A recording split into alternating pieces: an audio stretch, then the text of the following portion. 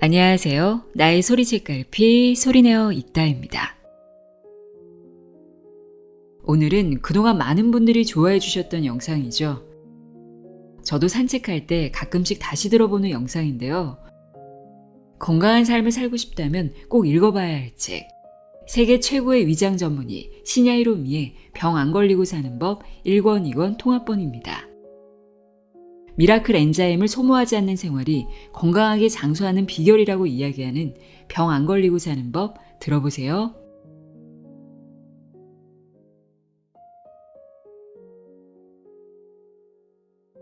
생명체는 건강하게 살기 위해 필요한 시나리오를 가지고 태어나는 것은 아닐까? 나는 이것을 생명 시나리오라고 부른다. 자연의 섭리에 몸을 맡긴다는 것은 우리 스스로가 가지고 있는 생명 시나리오에 귀를 기울이는 것이다. 어떻게 하면 건강하게 오래 살 수 있을까? 그것은 한마디로 말하면 미라클 엔자임을 소모하지 않는 생활을 하는 것이다.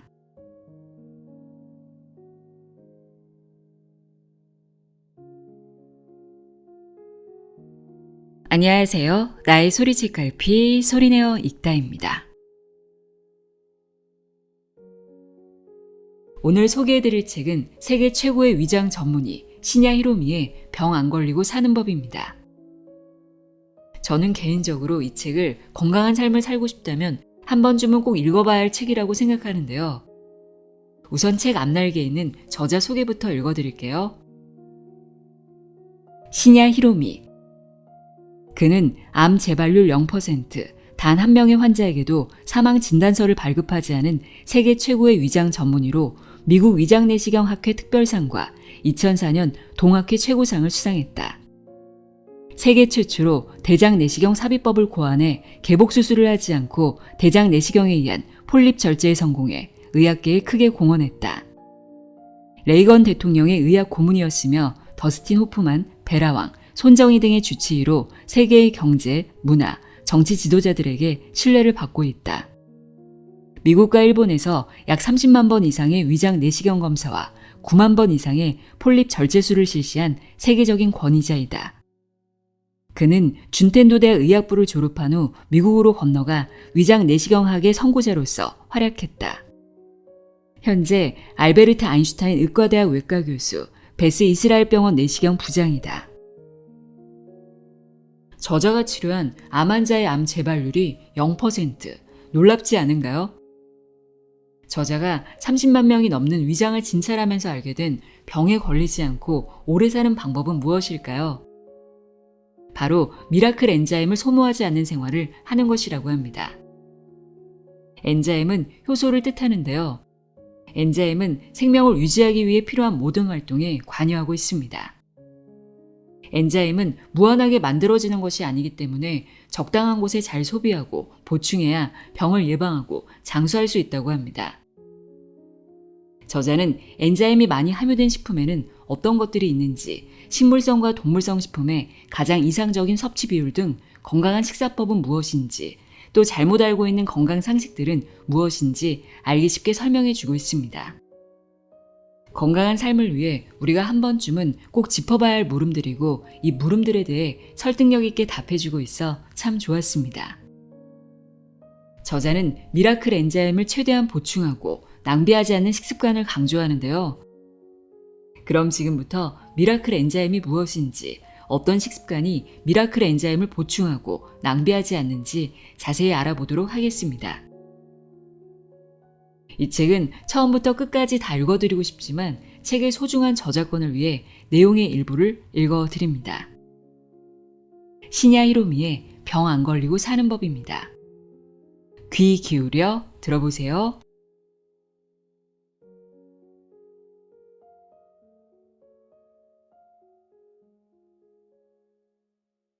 프롤로그.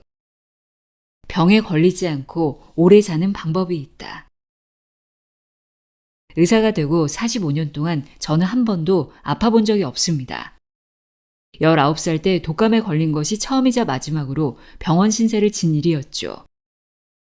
현재 저는 미국과 일본의 의료 현장에서 일하고 있습니다만 의사는 육체적, 정신적으로 굉장히 힘든 직업입니다. 그럼에도 제가 건강을 유지할 수 있었던 것은 한 가지 건강법을 매일 실천하고 있기 때문입니다. 이 건강법을 직접 실천하고 효과를 실감한 후에는 환자들에게도 권하게 되었습니다. 그 성과는 원래 건강했던 저의 결과를 훨씬 뛰어넘을 만큼 굉장한 것이었습니다. 좀 더 구체적으로 말하면 제가 치료한 암 환자의 암 재발률은 0%라고 말할 수 있을 정도입니다. 환자들이 제가 권한 건강법을 이해하고 실천한 덕분에 말입니다. 35년 전 저는 세계 최초로 대장 내시경을 사용해 개복 수술을 하지 않고 폴립을 절제하는 데 성공했습니다. 자기 자랑으로 들릴지도 모르겠지만 당시로선 획기적인 일이었습니다. 배를 가르지 않고 폴립을 절제할 경우 수술로 인한 몸의 부담과 위험을 피할 수 있기 때문입니다. 사실 누구라도 배를 가르는 수술은 피하고 싶을 것입니다. 이러한 이유로 당시 이 기술을 가진 세계에서 단 한 명의 의사였던 저는 각지에서 열렬한 러브콜을 받게 되었습니다. 잠재적인 환자까지 포함하면 미국 안에서만 1,000만 명 이상의 사람들이 대장 검사가 필요한 상황이었고 돈이라면 얼마든지 내겠다는 환자도 있었으니까요. 아무튼 저는 30대의 젊은 나이에 미국 대병원의 외과 위장 내시경 부장이 되어 오전에는 대학병원, 오후에는 진료소, 이렇게 아침부터 밤까지 진료에 전념했습니다. 그 결과 위장 내시경 외과 의사로서 지금까지 약 30만 명 이상의 위장을 진찰하게 되었습니다. 제가 생각해도 놀랄 만한 숫자입니다. 그러다 보니 저의 진료를 받은 환자 중에는 유명인들도 많이 있습니다. 예를 들어 영화배우 더스틴 호프만은 3년마다 한 번씩 저에게 진찰을 받으러 옵니다. 록스타 스팅, 디자이너 베라 왕, 배우 중에는 제니퍼 존스와 케빈 클라인, 고인이 된 록 허드슨 등 일일이 손에 꼽을 수 없을 정도입니다. 레이건 대통령 재임 중에는 그의 의사단에게 여러 가지 조언을 하는 말하자면 고문 의사와 같은 역할도 했었지요. 일본에서도 나카소네 야스히로 전 수상, 하다스토무 전 수상, 호소카와 모리히로 전 수상, 요미우리 신문 회장인 와타나베 스네오, 노벨상 수상자인 에사키 레오나 등 각계각층의 사람들이 저의 식사 건강법을 실천한 뒤로 커다란 효과를 보았다고 말합니다. 제가 이렇게 유명인의 이름을 줄줄이 읊은 것은 자랑하기 위해서가 아니라 다만 제가 이 책에서 소개하려고 하는 건강법에 대해 좀 더 많은 분들이 관심을 가지기를 바라는 마음에서입니다. 한편 30만 명 이상의 위장을 검사해서 얻은 막대한 임상 결과에서 저는 한 가지 사실을 발견했습니다. 건강한 사람의 위장은 아름답고 건강하지 않은 사람의 위장은 아름답지 않다라는 것입니다. 이러한 위장 속 상태를 저는 인상에 빗대어 위상, 장상이라고 부르고 있습니다. 위상과 장상이 좋은 사람은 심신이 모두 건강하지만 반대로 위상과 장상이 나쁜 사람은 심신 어딘가에 문제가 있습니다. 즉, 건강한 사람의 위상과 장상은 좋고 건강하지 않은 사람의 위상과 장상은 나쁘다는 말이죠. 이것은 반대로 말하면 좋은 위상과 장상을 유지하는 것이 건강을 유지하는 비결이라고 할 수 있습니다. 위상 장상에 가장 큰 영향을 미치는 것은 식생활과 생활 습관입니다. 이러한 관점에서 환자들에게 식생활과 생활 습관에 관한 앙케이트를 실시한 적이 있습니다. 그 결과 위상 장상이 좋은 사람과 나쁜 사람의 식사와 생활 습관에는 확연한 차이가 있다는 사실이 밝혀졌습니다. 이 책에서 소개하는 내용은 바로 이러한 많은 환자들의 협력으로 얻게 된 건강하게 오래 사는 방법입니다. 그러면 어떻게 하면 건강하게 오래 살 수 있을까요? 그것은 한마디로 말하면 미라클 엔자임을 소모하지 않는 생활을 하는 것입니다. 미라클 엔자임이라는 말이 생소하기 때문에 의문을 가지는 분들이 많을 것입니다. 그도 그럴 것이 그것은 제가 붙인 명칭입니다. 미라클 엔자임이란 간단히 말해 인간의 생명 활동을 책임지고 있는 5,000종 이상의 보디 엔자임, 체내 효소의 원형이 되는 효소입니다. 엔자임, 효소는 생물의 세포 내에서 만들어지는 단백질성 촉매를 총칭하는 것으로 식물이든 동물이든 생명이 있는 곳에는 반드시 엔자임이 존재합니다. 물질의 합성이나 분해, 수송, 배출, 해독, 에너지 공급 등 생명을 유지하기 위해 필요한 활동에는 모두 엔자임이 관여하고 있지요. 엔자임이 없으면 생물은 생명을 유지할 수가 없습니다. 물론 우리 인간의 생명도 수많은 엔자임에 의해 유지되고 있습니다. 인간의 체내에 있는 엔자임은 그 종류가 5,000종 이상이지만 한 종류의 엔자임은 한 가지 활동밖에 하지 않습니다. 예를 들어 침 속에 포함되어 있는 아밀라아제라는 소화효소는 탄수화물에만 반응합니다. 이외의 지방이나 단백질 등의 소화에는 각각 다른 엔자임이 활동하는 것이죠. 각각의 생명체는 이와 같이 생명 유지에 필요 불가결한 엔자임을 자신의 세포 속에서 생성하고 있습니다. 우리는 매일 먹는 음식을 통해 필요한 엔자임을 체내에서 만들고 있지요. 그런데 이렇게 많은 종류의 엔자임이 필요에 의해 체내에서 생성된다고는 하지만 그것이 세포 속에서 어떤 과정을 통해 생성되는지는 아직까지 명확하게 밝혀지지 않았습니다. 여기서 말하는 미라클 엔자임은 필요에 의해 특정 엔자임으로 만들어지기 전의 것으로 어떠한 엔자임도 될 수 있는 가능성을 가진 원형 엔자임입니다. 제가 이러한 원형 엔자임의 존재를 주목하게 된 계기는 특정한 장소에서 특정한 엔자임이 대량으로 소비되면 몸의 다른 부분에서 필요한 엔자임이 부족해진다는 사실을 발견했기 때문입니다. 예를 들어 술을 많이 마신 뒤 간장에서 알코올 분해 엔자임이 대량으로 사용되면 위장에서 소화 흡수에 필요한 엔자임이 부족해집니다. 이러한 사실에서 엔자임이라는 것은 수천 종류가 각각 정해진 수만큼 만들어지는 것이 아니라 원형이 되는 엔자임이 먼저 만들어지고 난 다음 필요에 의해 변환되어 필요한 장소에서 사용되는 것이 아닌가라고 생각하게 된 것입니다. 현재 엔자임은 건강을 관장하는 열쇠로서 세계적으로 주목을 받으며 연구가 진행되고 있지만 아직까지 밝혀지지 않은 것이 너무나 많습니다. 미국에서 효소 연구의 제1인자로 알려진 에드워드 하웰 박사는 생물이 일생 동안 만들 수 있는 엔자임의 총량은 정해져 있다는 흥미로운 가설을 내놓았습니다. 이 일정량의 보디 엔자임을 하웰 박사는 잠재 효소라고 부르고 있습니다. 그리고 이 잠재 효소를 모두 사용했을 때 그 생명체의 수명도 다한다는 것입니다. 하웰 박사의 이러한 가설은 저희 미라클 엔자임설과도 가까운 것으로 연구가 좀 더 진행되면 미라클 엔자임의 존재가 입증되리라 기대하고 있습니다. 하지만 여전히 엔자임 연구는 진행 과정에 있다는 점에서 미라클 엔자임의 존재는 저의 가설일 뿐입니다. 그러나 미라클 엔자임을 보충하는 식사를 하고 미라클 엔자임을 낭비하지 않는 생활 습관을 가지는 것이 위상 장상을 좋게 한다는 것은 임상 결과 밝혀진 것입니다. 이러한 사실은 30만 명의 위장을 진찰해온 의사로서 단언할 수 있습니다. 그 밖에도 이 책에서 소개하는 건강법에는 임상의 기본을 둔 저의 가설이 포함되어 있습니다. 그 중에는 우리가 그동안 알았던 식사 상식이나 건강법 상식과는 다른 내용도 있어 처음에는 다소 의아스러울지도 모르겠습니다. 그러나 안심하시기 바랍니다. 이 책에 나오는 내용들은 모두 수많은 환자들을 통해 검증된 것들이며 많은 사람들이 실천해보고 톡톡히 건강 효과를 누리고 있는 것들입니다. 사람의 몸은 전부 연결되어 있습니다. 예를 들어 충치가 하나 생긴 것만으로도 그 영향은 몸 전체에 미칩니다. 제대로 씹지 않은 음식물이 위장에 부담을 주어 소화 불량을 일으키고 영양소가 충분히 흡수되지 않아 몸의 각 부분에 여러 가지 문제가 일어납니다. 얼핏 보면 전혀 관계가 없어 보이는 작은 원인이 복잡한 과정을 거쳐 심각한 병을 일으키는 예는 결코 적지 않습니다. 평소 아무렇지도 않게 취하는 여러 가지 행위들이 우리의 건강을 좌우합니다. 식사, 수분 보충, 운동, 휴식, 수면, 심리 상태 등 이들 중 어느 하나에 문제가 생기면 그 영향은 몸 전체에 미치게 됩니다.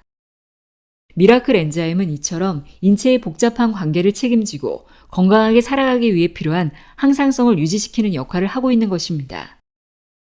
그러나 현대사회는 이 소중한 미라클 엔자임을 소비하는 요인으로 가득 차 있습니다.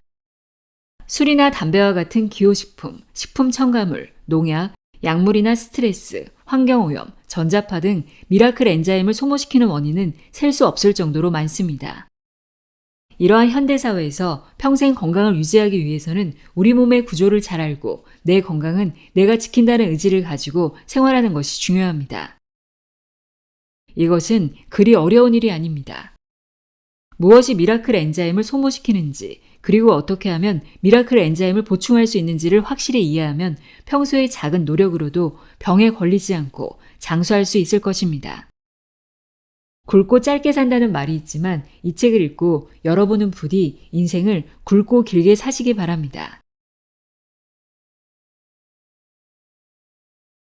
상식을 믿으면 위험하다. 40년간 사망 진단서를 쓰지 않았던 이유.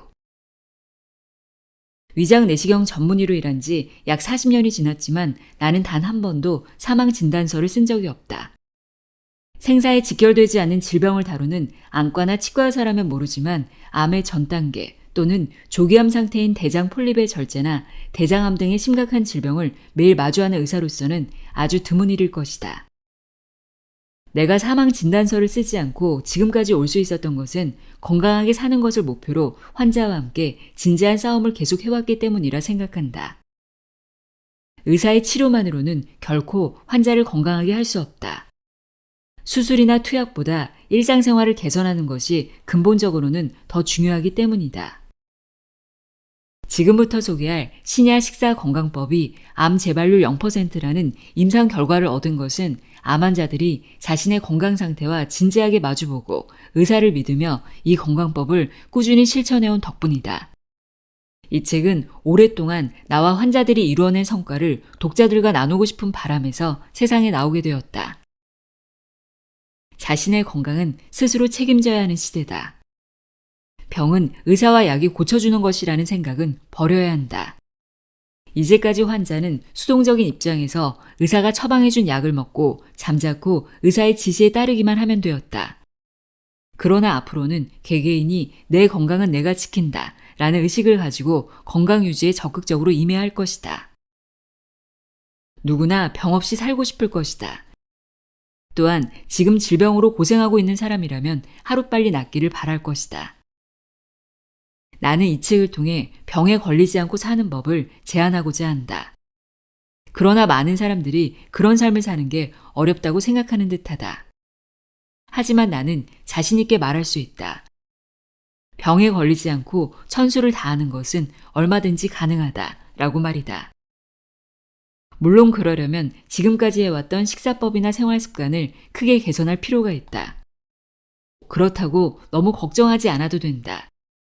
이 책을 다 읽을 때쯤 당신은 한번 해보자라는 생각이 저절로 들 것이기 때문이다. 병에 걸리고 나서 왜 이런 병에 걸렸을까 하고 한탄하는 사람을 자주 본다. 그러나 병은 신이 내린 시련도 벌도 아니다. 물론 예외는 있겠지만 병은 자신이 오랫동안 쌓아온 나쁜 습관의 결과인 것이다. 직접 몸에 물어봐야 알 수 있다. 건강에 문제가 있는 사람은 반드시 위상 장상에 적신호를 보낸다. 예를 들어 유방암 환자는 개실이나 숙변이 많고 장상이 나쁘다. 유방암과 장은 일반적으로 생각할 때 관계가 없는 것 같지만 실제로는 밀접한 연관이 있다. 우리는 암이라는 병을 두려워해 어떻게든 그 발병 원인을 알아내고자 노력해왔다. 그러나 실제로 병이 발생하는 원인은 하나가 아니다. 이것은 암뿐만 아니라 다른 병도 마찬가지다. 식사, 수분, 기호품이나 약, 운동, 스트레스, 생활환경 등 그 사람을 둘러싼 모든 것이 복잡하게 서로 영향을 주고받은 결과 발병에 이르는 것이다. 그런데 최근에는 장기별 전문 의학 시스템 탓도 있겠지만 질병이 생긴 부분만으로 병을 해결하려는 경향이 있다.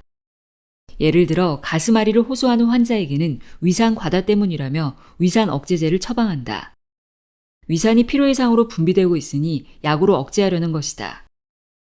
물론 위산의 분비를 억제하면 가슴앓이 증상은 사라진다. 그러나 이러한 치료 방식은 한쪽을 낫게 하기 위해서 몸의 다른 부분에 많은 부담을 주거나 손상을 입히는 행위다. 나는 애당초 위산 과다라는 생각 자체가 틀렸다고 생각한다. 위산이 과다하게 분비된다는 말은 옳지 않다. 위산은 건강을 유지하는 데 필요하기 때문에 분비되는 것이다. 이러한 우리 몸의 구조를 무시하고 무조건 약을 먹는 것은 건강을 해치는 결과를 가져올 수 있다. 우리 몸은 매우 섬세한 구조와 균형을 갖추고 있다. 이 섬세한 구조와 균형은 단세포 생물에서 시작한 작은 생명체가 막대한 세월에 걸쳐 조금씩 이루어온 것이다. 그리고 이 구조는 우리 몸을 형성하고 있는 약 60조 개의 세포 하나하나에 작용하고 있다. 따라서 진정한 의미에서의 건강을 생각한다면 사람의 몸을 세포 레벨로 파악해 무엇이 건강 유지에 중요한 것인지를 알 필요가 있다.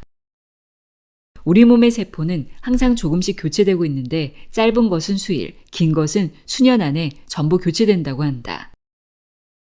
이때 새로운 세포의 재료가 되는 것이 바로 우리가 매일 섭취하고 있는 음식과 물이다. 따라서 식사와 물의 질이 우리의 건강을 좌우한다고 할 수 있다. 그리고 우리 몸의 기본이 되는 음식물을 받아들이는 기관이 바로 위장이다.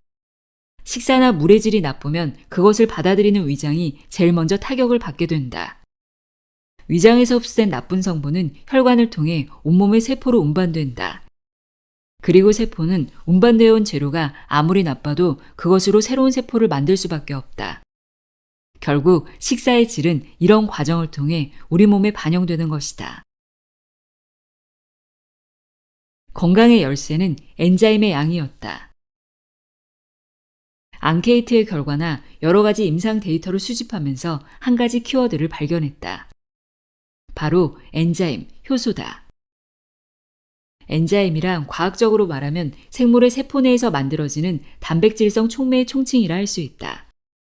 쉽게 표현하면 생물이 살아가기 위해 필요한 모든 행위를 가능하게 하는 것이다.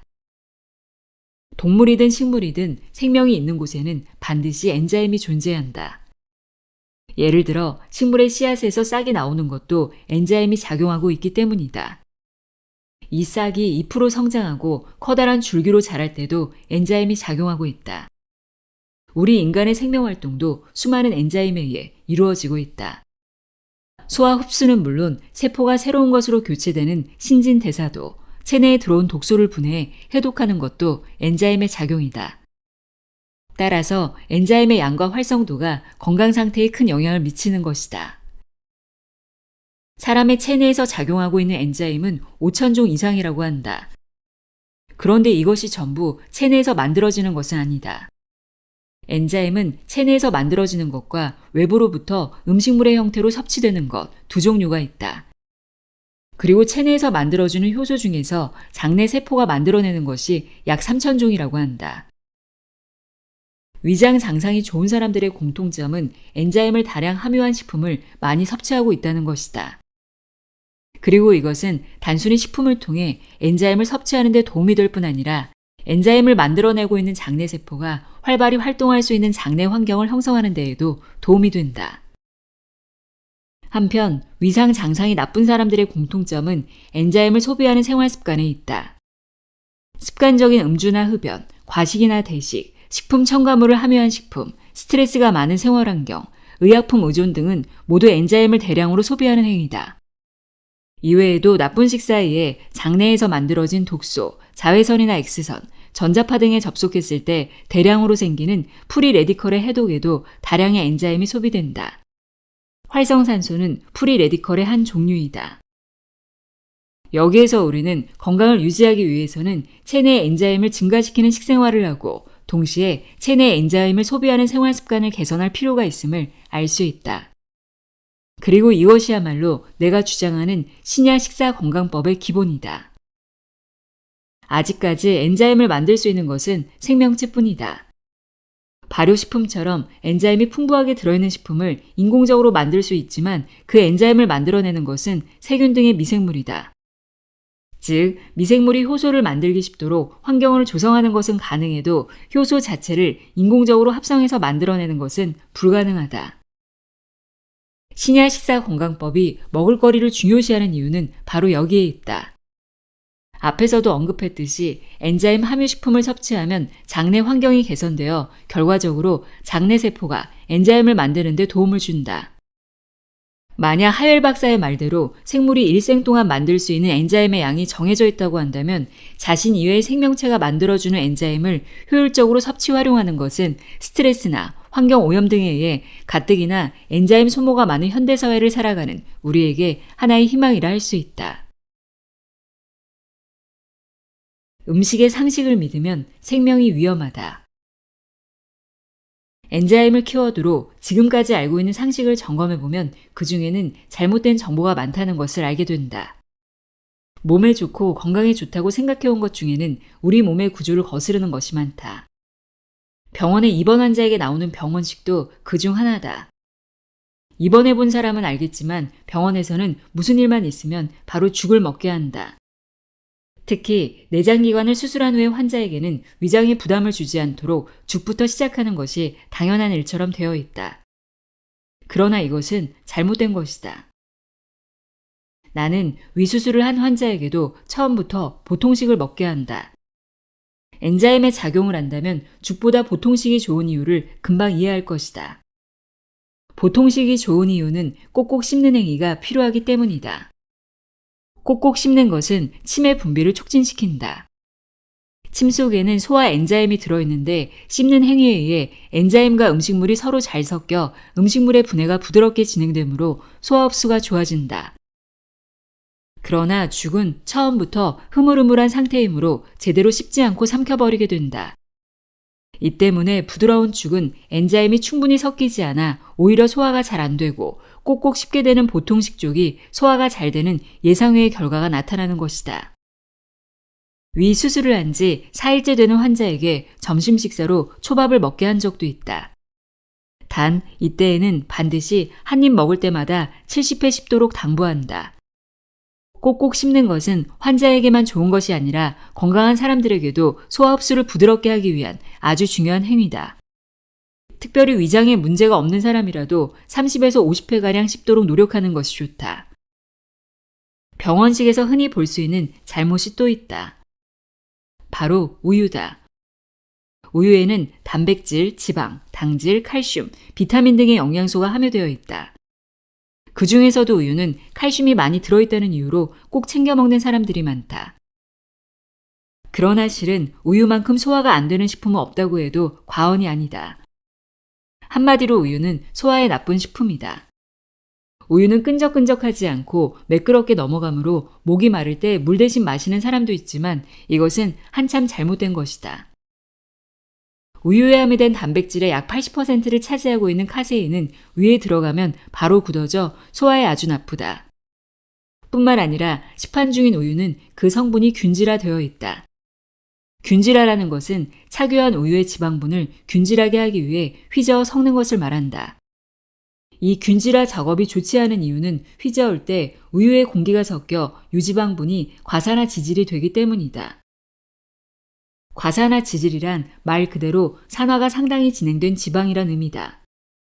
쉽게 표현하면 산화된 지방을 말하는데 활성산소와 마찬가지로 몸에 아주 나쁜 영향을 미친다. 이렇게 산화된 지방을 함유한 우유는 100도 이상의 고온에서 살균 처리되는 과정을 거친다. 엔자임은 열에 의해 48에서 115도 사이의 온도에서 사멸된다.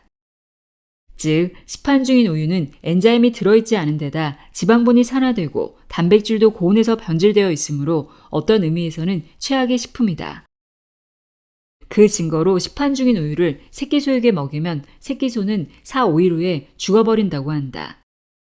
엔자임이 없는 식품으로는 생명체가 건강하게 자랄 수 없는 것이다. 우유를 지나치게 많이 마시면 골다공증에 걸린다. 일본에서는 약 30년 사이에 아토피나 꽃가루 알레르기 환자가 급속도로 증가해 5명 중 1명꼴이라고 한다. 알레르기 환자가 이처럼 급증한 이유에 대해서는 여러 가지 설이 있지만 나는 그 첫 번째 원인이 1960년대 초에 시작된 학교 급식의 우유에 있다고 생각한다. 과산화 지질을 함유한 우유는 장내 환경을 악화시켜 나쁜균을 늘리고 장내 세포의 균형을 무너뜨린다. 그 결과 장내에는 활성산소, 황화수소, 암모니아 등의 독소가 발생한다. 이러한 독소가 어떤 과정을 거쳐 어떤 병을 초래하는지는 아직 연구 중이지만 우유가 여러 가지 알레르기뿐 아니라 어린이에게 백혈병이나 당뇨 등의 심각한 병을 일으키는 원인이 된다는 연구 논문이 몇 차례나 발표되었다. 이러한 논문은 인터넷 등에서 찾아볼 수 있으므로 직접 확인하면 도움이 될 것이다. 우유의 가장 큰 오해는 우유가 골다공증을 예방하는 데 도움이 된다는 것이다. 흔히 나이가 들어 골다공증에 걸리지 않도록 칼슘이 많은 우유를 매일 마시라고 권한다. 그러나 골다공증 예방에 우유가 좋다는 것은 잘못된 생각이다. 우유를 너무 많이 마시면 오히려 골다공증을 일으킨다. 우유의 칼슘은 뼈째 먹는 생선 등 다른 식품에 함유되어 있는 것보다 흡수율이 좋다고 하지만 이것은 사실과는 조금 다르다. 우리 몸의 혈중 칼슘 농도는 통상 9에서 10mg으로 일정하다. 그런데 우유를 마시면 혈중 칼슘 농도가 급속히 상승한다고 한다. 이 때문에 언뜻 보면 칼슘이 훨씬 많이 흡수되는 것처럼 생각되지만 이 혈중 농도의 상승이야말로 나쁜 결과를 가져온다.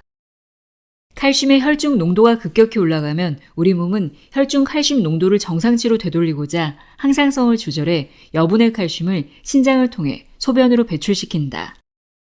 즉, 칼슘을 섭취하기 위해 마신 우유의 칼슘은 오히려 체내의 칼슘량을 줄이는 결과를 초래하는 것이다.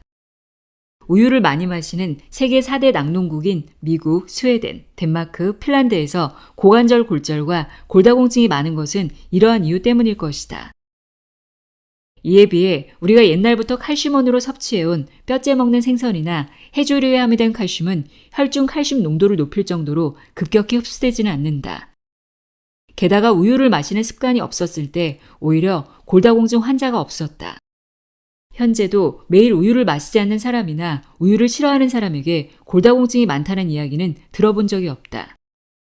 작은 새우나 생선, 해조류는 장내에서 소화된 후 몸에 필요한 칼슘과 미네랄도 흡수되므로 우리 몸의 구조에 알맞은 좋은 식품이라 할 수 있다.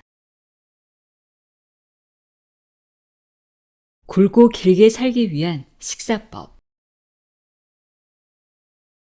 무조건 엔자임이 많이 함유된 식품을 먹자. 어린 시절 나는 어떤 개와도 금방 친해지곤 했다.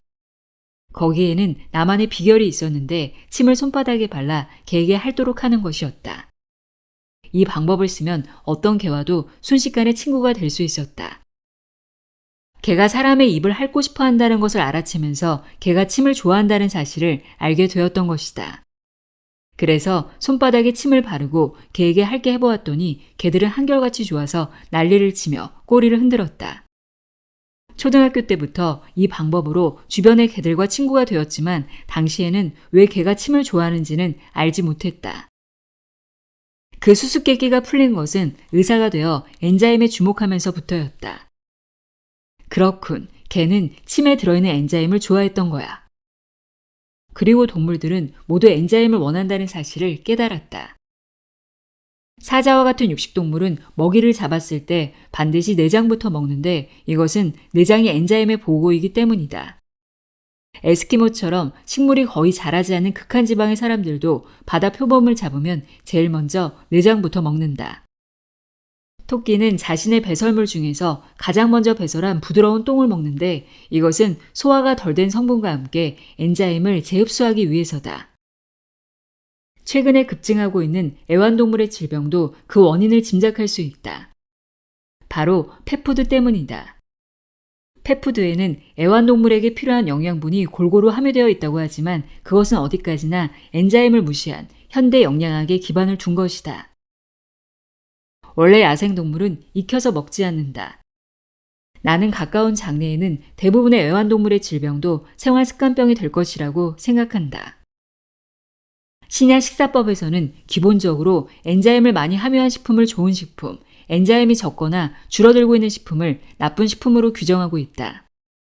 따라서 가장 좋은 것은 미네랄이 풍부하고 비옥한 토지에서 화학 비료나 농약을 사용하지 않고 키운 것을 수확한 후 바로 먹는 것이다. 채소, 과일, 육류, 생선할 것 없이 신선할수록 엔자임의 양이 많다. 우리가 신선한 식품을 먹었을 때 맛있다고 느끼는 것은 엔자임이 가득 들어있기 때문이다. 그러나 사람은 다른 동물과는 달라서 식재료를 조리해서 먹는다. 삶거나 굽고 때로는 기름에 튀기기도 한다. 엔자임은 열에 약해서 조리를 할수록 그 양이 줄어든다. 하지만 그렇다고 해서 무조건 날것으로 먹을 수는 없다. 결국 식재료를 선택하는 법, 조리법, 먹는 법이 매우 중요하다고 하겠다. 필수 지방산을 제대로 섭취하는 방법. 기름의 주요 성분인 지방산은 크게 포화지방산과 불포화지방산으로 분류된다. 불포화지방산은 말하자면 좋은 지방산으로 심장, 순환기, 뇌, 피부 등의 기능을 유지하는 데 필요한 영양소다. 불포화지방산 중에는 우리 몸에서는 생성되지 않는 것이 있는데 이것을 필수 지방산이라고 한다. 구체적으로 말하면 리놀산, 리놀렌산, 아라키돈산 등이다. 불포화 지방산은 생선에 함유되어 있는 것을 섭취하는 것이 가장 안전하다. 특히 정어리나 고등어 같은 등푸른 생선에는 DHA나 EPA와 같은 양질의 불포화 지방산이 많이 함유되어 있다. 즉, 일부러 기름을 먹지 않아도 자연 그대로의 식품을 먹으면 그 속에 함유된 지질에서 불포화 지방산을 섭취할 수 있는 것이다. 사람에게 필요한 지방은 인공적으로 짜거나 추출한 것을 첨가하지 않아도 지방분을 함유한 식품을 자연 그대로의 형태로 섭취하는 것으로 충분하다. 자연 그대로의 형태로 먹는다는 것은 곡물, 콩류, 땅콩이나 식물의 씨앗 등 기름의 원료가 되는 것을 그대로 통째로 먹는 것이다. 이것이 가장 안전하고 가장 건강한 지방산 섭취법이다. 사람보다 체온이 높은 동물의 고기는 피를 탁하게 한다. 신약 식사건강법에서는 곡물과 채소 중심의 식사를 하고 육류, 생선, 유제품, 달걀 등의 동물성 식사는 되도록 전체의 15% 이하로 줄이도록 권장한다. 동물성 식사에 포함된 단백질은 현재의 영양학에서는 주로 이상적인 영양소로 인식되고 있으며 장내에서 아미노산에 의해 분해 흡수되어 피와 살이 된다고 알려져 있다. 그러나 아무리 좋은 식품이라도 필요 이상으로 많이 섭취하면 몸에는 독이 된다. 특히 동물성 단백질을 지나치게 섭취하면 위장에서 완전히 분해 흡수되지 못하고 장내에서 부패해 대량의 독소를 만들어낸다. 독소의 주요 성분은 황화수소, 인돌, 메탄가스, 암모니아, 히스타민, 니트로소아민 등이며 여기에 덧붙여 프레디컬까지 만들어진다.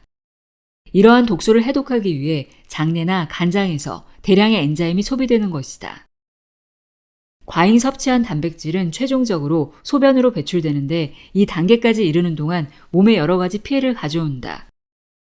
우선 몸에 불필요한 단백질은 소화 엔자임에 의해 아미노산으로 분해되고 아미노산은 간장에서 다시 분해되어 혈액으로 흘러든다.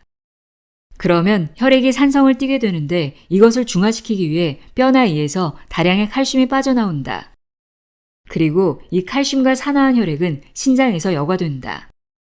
즉, 여분의 단백질은 다량의 수분, 칼슘과 함께 몸에서 배출되는 것이다. 물론 이 과정에서 대량의 엔자임이 소모되는 것은 말할 것도 없다. 이와 같은 단백질의 과잉 섭취가 육류나 우유에 의해 이루어진 경우 우리 몸에 미치는 피해는 더욱 심각하다. 왜냐하면 이러한 동물성 식사에는 식이섬유가 함유되어 있지 않은데 이것이 장상의 악화에 박차를 가하기 때문이다.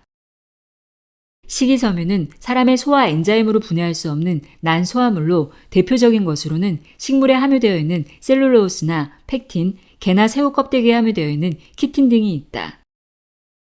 고기를 많이 먹어서 식이섬유가 부족해지면 대변의 양이 줄어 변비나 숙변의 원인이 된다. 이러한 상태가 지속되면 장벽에 주머니 모양으로 움푹 파인 개실이 생기는데 이곳에 독소나 숙변이 쌓여 폴립이나 암이 생길 수 있다. 흔히 육류에 들어있는 포화지방산은 몸에 나쁘고 어류에 들어있는 불포화지방산은 콜레스테롤 수치를 낮추는 등 우리 몸에 좋은 것으로 이해하고 있는데 이보다 더욱 간단한 공식이 있다. 사람보다 체온이 높은 동물의 지방은 나쁘고 사람보다 체온이 낮은 동물의 지방은 좋다고 생각하면 된다. 소나 돼지, 새의 체온은 38.5에서 40도로 사람보다 높다. 닭의 체온은 이보다 더 높은 41.5도다. 이와 같이 사람보다 체온이 높은 동물의 지방은 그 온도에서 가장 안정된 상태를 유지한다. 즉, 이보다 체온이 낮은 사람의 몸속에 들어가면 끈적끈적하게 굳어진다. 이러한 지방이 혈액의 점성을 높이는 것이다. 끈적끈적해진 혈액은 흐름이 나빠져 혈관 속에서 정체되거나 막혀버린다. 이것을 나는 피가 더러워진다라고 표현한다. 한편 변온동물인 어류는 보통 사람보다 훨씬 낮은 체온을 유지하고 있다. 이러한 지방이 체온이 높은 사람의 몸속에 들어오면 어떻게 될까? 생선에 열을 가하면 지방이 녹아서 졸졸 흐르는 액체 상태가 된다.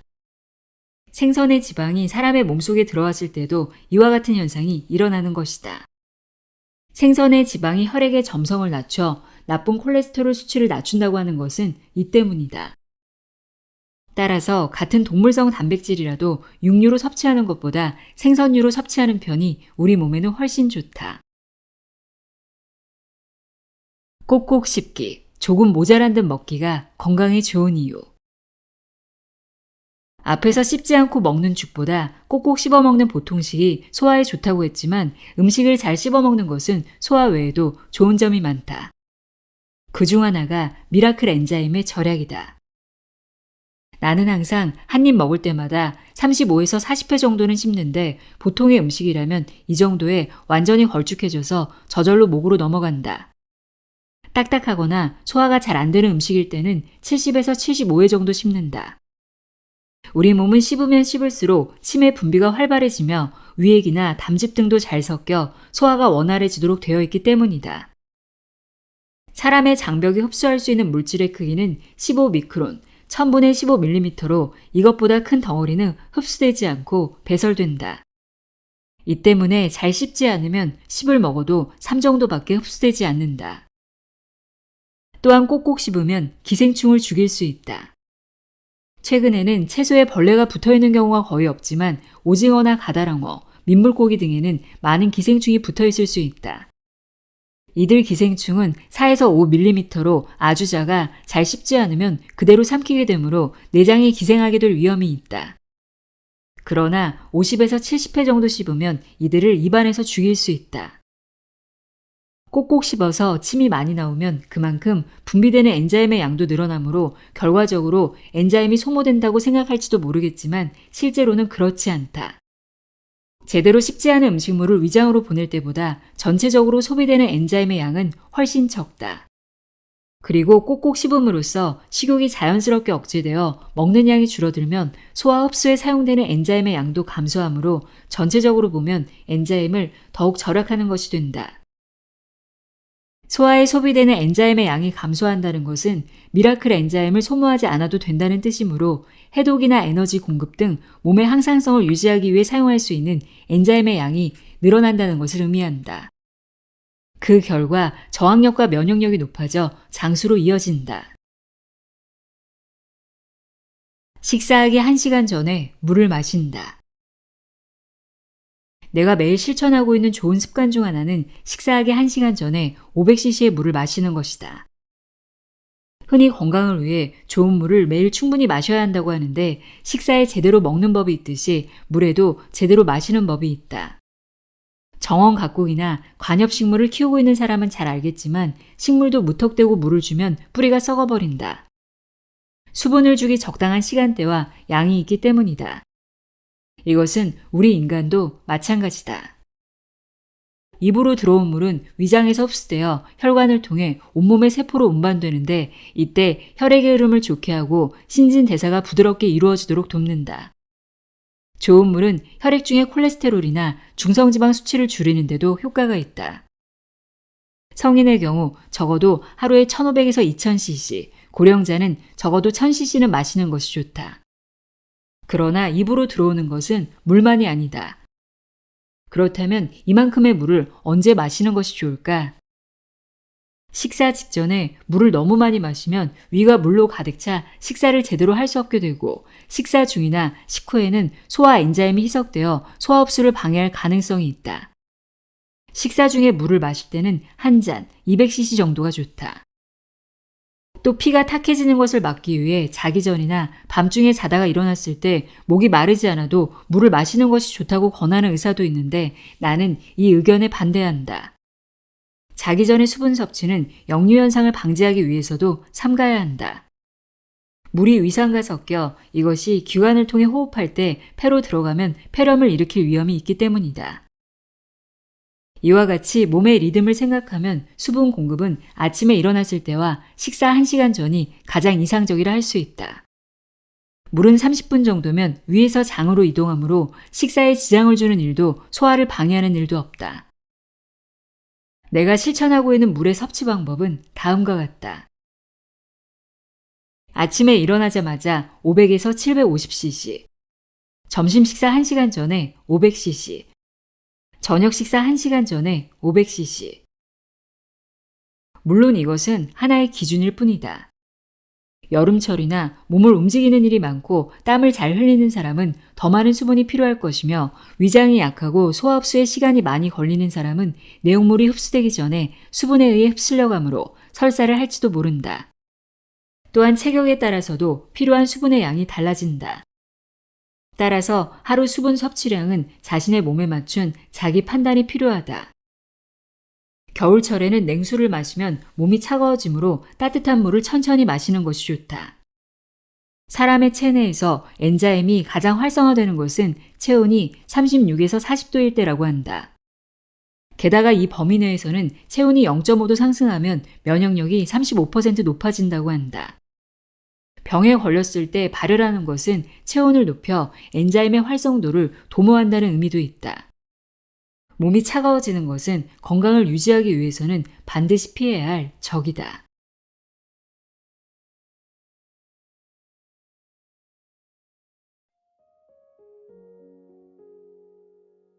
원래 사람의 몸은 병에 걸리지 않도록 몇 단계의 방어 시스템과 면역 시스템으로 보호되어 있습니다.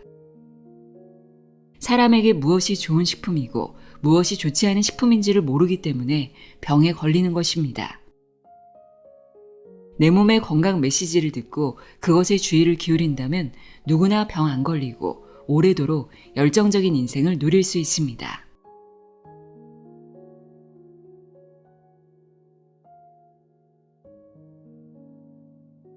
안녕하세요. 나의 소리책갈피 소리내어 읽다입니다.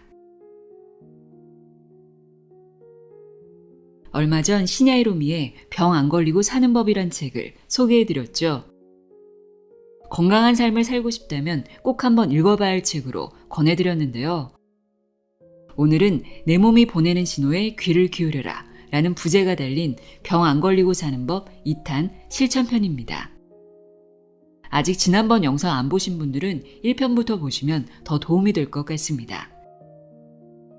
병 안 걸리고 사는 법이 처음 출간됐을 때 일본에서 엄청난 반향을 불러일으켰고 그 당시 100주 연속 베스트셀러에 150만 부 이상 판매되는 등 반응이 뜨거웠다고 하는데요. 국내에서도 많은 언론에 소개되어 화제가 되기도 한 건강서입니다. 이 책은 출간 이후 저자에게 쏟아진 수백만 독자들의 다양한 질문에 대한 답변을 담고 있습니다. 병 안 걸리고 사는 법의 핵심 키워드였죠. 미라클 엔자임을 소모하지 않은 생활이 건강하게 장수하는 비결이다 라는 큰 주제는 같습니다. 건강의 열쇠를 쥐고 있는 것이 엔자임의 체내 보유량이라고 했는데요. 이번에 소개해드리는 실천편에는 엔자임의 소모를 막고 활성화시키는 식생활과 생활 습관을 좀 더 구체적으로 다루고 있다고 보시면 될 것 같습니다.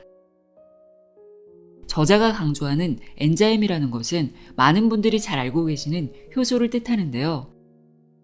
엔자임은 여러 가지 생명활동에 사용되는데 그 중에서도 해독작용에 가장 많이 쓰인다고 합니다.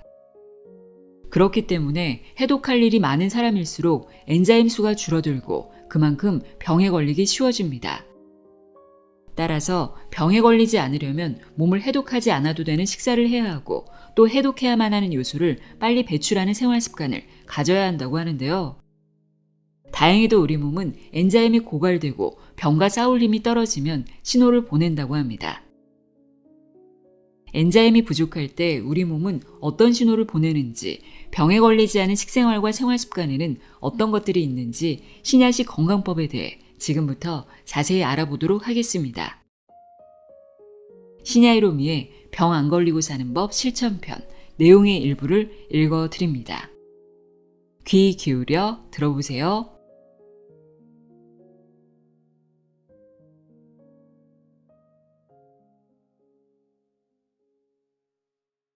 프롤로그. 위와 장이 깨끗해지는 엔자임 요법. 올바른 식사와 생활 습관을 계속하면 병에 걸리지 않고 하늘로부터 부여받은 생명, 즉 천수를 누릴 수 있습니다. 그 비밀은 생명활동을 지탱하고 있는 미라클 엔자임에 있습니다. 이에 대해서는 병 안 걸리고 사는 법에서 자세히 설명했습니다. 간단하게 말하면 미라클 엔자임을 소모하지 않는 생활이 건강하게 장수하는 비결이라는 것입니다. 제가 이름 붙인 미라클 엔자임이라는 말을 처음 접하는 독자들을 위해 다시 한번 간단히 소개하겠습니다. 엔자임, 효소란 생물의 세포 속에서 만들어지는 단백질성 촉매의 총칭으로 생명의 유지와 활동에 절대 빠질 수 없는 요소입니다. 식물의 씨앗이 발아해서 성장하는데도 엔자임이 작용하며 우리가 먹은 것을 소화 흡수하거나 손을 움직이고 생각하는 것도 모두 엔자임의 활동 덕분입니다.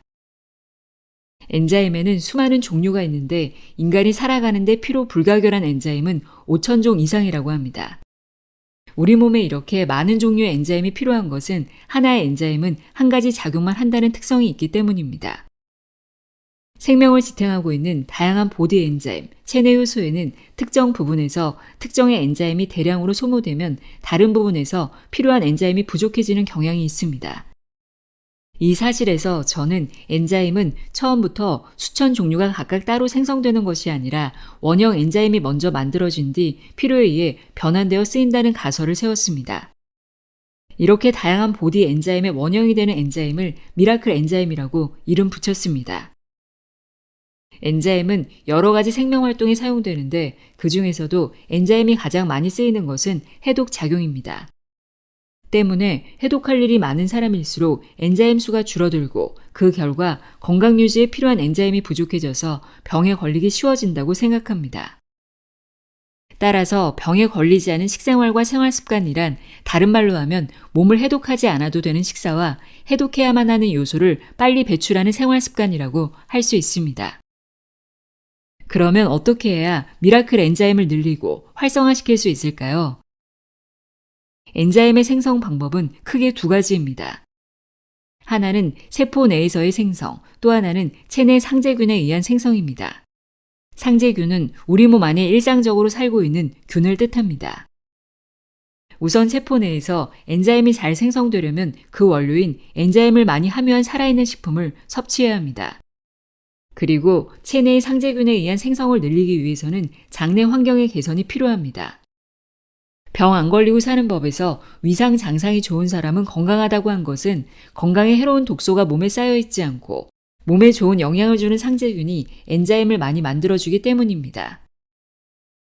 엔자임의 활동은 체내 환경에 의해 크게 변하는데 활성도를 높이는 방법은 여러 가지가 있습니다. 예를 들어 몸을 차게 하지 말 것, 행복한 감정을 느낄 것, 체내 시계를 바로잡을 것, 충분히 휴식을 취할 것 등입니다. 즉 생활 습관을 바로잡음으로써 엔자임의 활성도를 높일 수 있습니다. 저는 내시경을 사용해 검진과 치료를 하는 위장 내시경 외과의입니다. 일반적으로 내시경 외과 의사는 내시경으로 장속을 보고 상태가 나쁘면 외과적인 치료를 합니다. 그리고 그것으로 끝입니다. 하지만 저는 외과 치료에 그치지 않고 식사 지도와 생활 지도에 중점을 두고 있습니다. 미라클 엔자임 이론을 기본으로 한 지도가 병의 재발과 전이를 막고 미병 상태인 사람을 건강하게 만드는 가장 좋은 방법임을 오랜 임상 경험을 통해 절감하고 있기 때문입니다. 이러한 치료법은 제가 활동하고 있는 미국에서는 엔자임 요법이라고도 부릅니다. 현재 엔자임이 건강을 관장하는 열쇠라고 생각하는 의사와 연구자들이 엔자임을 이용한 치료법을 찾아내기 위해 연구하고 있습니다. 저의 미라클 엔자임설에 기반을 둔 치료법도 엔자임 요법의 하나입니다. 엔자임을 보급하고 엔자임의 소모를 막으며 엔자임을 활성화시킨다는 치료법은 위상과 장상을 좋게 하고 암 재발을 막는 효과가 있는 것으로 인정되고 있습니다. 따라서 이 책에서는 엔자임의 소모를 막고 동시에 엔자임의 양을 늘리고 활성화시키기 위한 식생활과 생활 습관을 구체적으로 설명하고자 합니다. 이 책에서는 건강하게 장수하기 위한 실천 방법을 올바른 식사, 좋은 물, 올바른 배설, 올바른 호흡, 적당한 운동, 충분한 휴식과 수면, 웃음과 행복감이라는 7가지 항목으로 나누어 구체적으로 설명하고 있습니다. 이 7가지 건강법은 모두 엔자임의 소모를 막고 엔자임 수를 늘리며 활성화시키는 방법일 뿐만 아니라 면역 시스템에 깊게 연결된 5가지 흐름을 좋게 하는 방법입니다. 인간의 몸은 원래 병에 걸리지 않도록 만들어져 있습니다. 그럼에도 많은 사람들이 병으로 고통받는 것은 우리 몸의 면역 시스템이 제대로 기능을 하지 못하기 때문입니다. 엔자임 요법을 실천하고 있는 사람이 건강하게 장수할 수 있는 것은 우리 몸의 면역 시스템이 정상적으로 기능을 하게 된 결과입니다. 건강법이나 요법이라고 하면 뭔가 특별한 것을 해야 한다고 생각하기 쉽지만 실은 그렇지 않습니다. 자연이 만들어낸 생명, 이 생명이 가지고 태어난 기능을 100% 살려서 건강을 유지하려면 자연의 섭리에 따라야 합니다. 우리 인간도 다른 동식물과 마찬가지로 자연의 일부입니다. 물론 자연의 섭리에 따른다고 해서 원시적인 생활을 하는 것이 좋다는 말은 아닙니다. 중요한 것은 자연에서 태어난 것들을 우리 몸에 맞는 형태로 섭취하고 자연의 리듬에 따라 인생을 즐기면서 사는 것입니다. 병 안 걸리고 사는 법이 이상의 기반을 둔 내용이었다면 이 책은 건강에 좋은 식생활을 하기 위한 실천편입니다. 우리 몸의 허용 범위를 알고 건강에 좋은 생활 습관을 들이는 방법을 되도록 많이 실었습니다. 각자의 생활 스타일에 맞게 즐기면서 엔자임 요법에 기반을 둔 이 건강법을 생활 속에서 실천하기 바랍니다. 굵고 긴 인생을 사는 법. 돼지고기를 자주 먹는 오키나와 사람들이 장수하는 이유. 동물성 식품을 지나치게 섭취하면 위상과 장상이 나빠지고 건강을 해치는 원인이 된다. 수많은 나의 임상 데이터가 이 사실을 말해주고 있다. 하지만 이런 이야기를 하면 어떤 사람들은 이렇게 묻는다. 오키나와 사람들이 건강하고 장수하는 비결은 돼지고기를 먹기 때문이라고 들었어요. 그건 왜 그런가요? 확실히 오키나와의 전통식에는 돼지고기가 흔히 사용된다. 하지만 그것이 장수의 비결은 아니다. 원래 우리의 몸은 pH 7.4의 약 알칼리성인데 동물식을 자주 섭취할 경우 산성으로 변한다. 그러면 우리 몸은 체내의 뼈와 치아에 함유된 칼슘이나 마그네슘과 같은 미네랄 성분을 사용해서 pH 균형을 원래대로 되돌리려고 한다. 육식을 자주 하는 사람이 골다공증에 걸리기 쉬운 것은 이 때문이다. 또한 육식은 식이섬유가 함유되어 있지 않아 대변의 양이 적고 적은 양의 대변을 배출하기 위해 과도하게 연독운동을 반복하기 때문에 장벽의 근육인 환상근과 종주근이 크고 두툼해져 장이 딱딱하고 짧아진다. 이렇게 딱딱해진 장이 강하게 수축하면 장내의 압력이 높아지므로 주머니 모양으로 움푹 파인 개실이 좌측의 대장에 생기기 쉽다. 이러한 개실이나 두꺼워진 주름 사이에 대변이 정체되면 장내에 다량의 독소가 만들어진다. 이 독소로 인해 장내 나쁜균이 많아져 폴립이나 암과 같은 심각한 병을 일으키는 것이다.